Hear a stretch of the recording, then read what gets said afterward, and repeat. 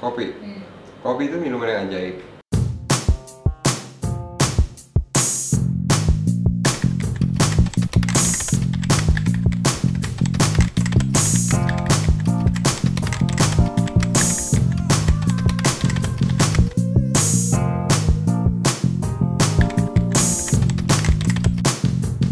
Wih, suka banget.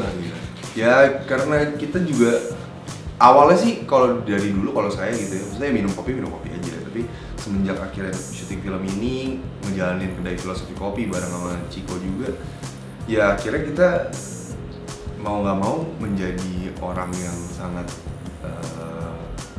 suka dengan kopi gitu. Setiap hari kita cipin kopi kan.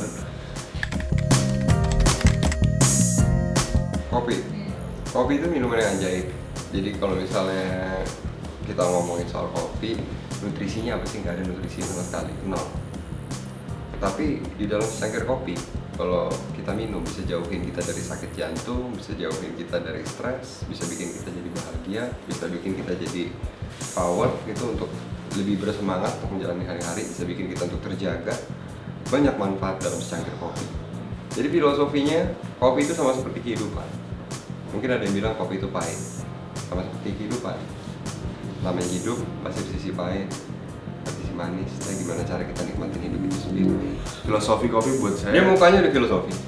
yang Ya penting Indochina. yang penting selama Indochina kita dan bisa Indonesia. mendapatkan profit yang banyak, kita jalankan lah itu. Selama ada yang namanya Jody, kedai lo nggak akan rugi karena dia pelit.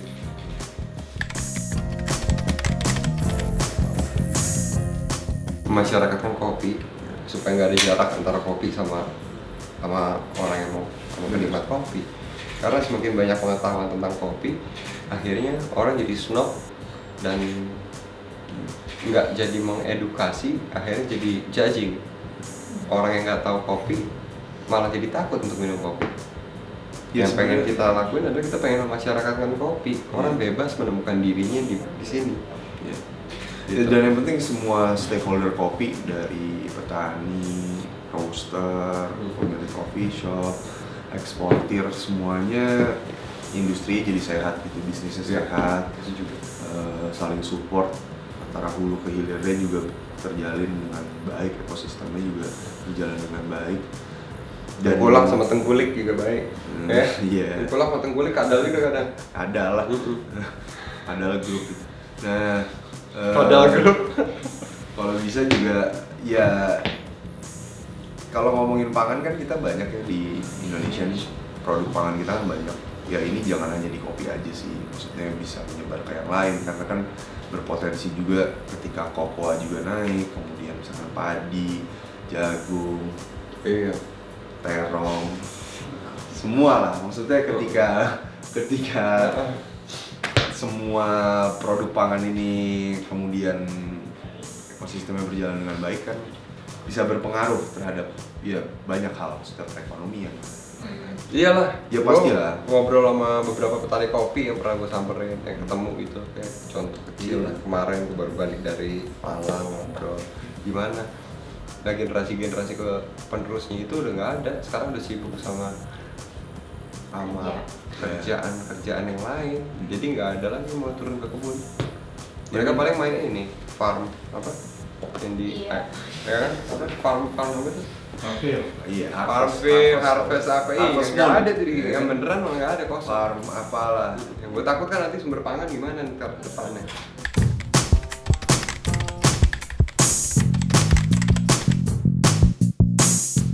Wah, dahsyat sih. Maksudnya kita nggak pengen berbesar kepala, tapi ketika kita diundang di banyak Beberapa kota. beberapa kota dan bahkan penggiat kopi lokal yang mungkin udah lama di industri ini gitu, stakeholdernya dari eksportir, pebisnis coffee shop, bahkan petani, mereka selalu ngerasa bahwa filosofi kopi ini yang menyuarakan mereka yang akhirnya membuat Orang jadi lebih tahu. perkopian dan industri kopi Indonesia itu menjadi bangkit ya. Filosofi kopi ini bukan dari kita ya, dan kita banyak mendapatkan pujian atau respon positif tersebut gitu. Dan ya apa ya, puji Tuhan sih, maksudnya Iya, kita ngerasa puji Tuhan bahwa lah.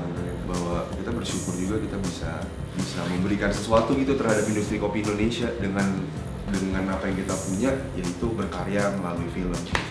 Yes, itu yang kita apa namanya, kayak salah satu contohnya adalah di Makassar, dari cuman ada 20 kedai sekarang bisa ada 200, profesi barista ada 500. Terus di beberapa kota-kota kecil juga mereka juga jadi pede buka kedai kopi, menyajikan kopi-kopi Indonesia gitu.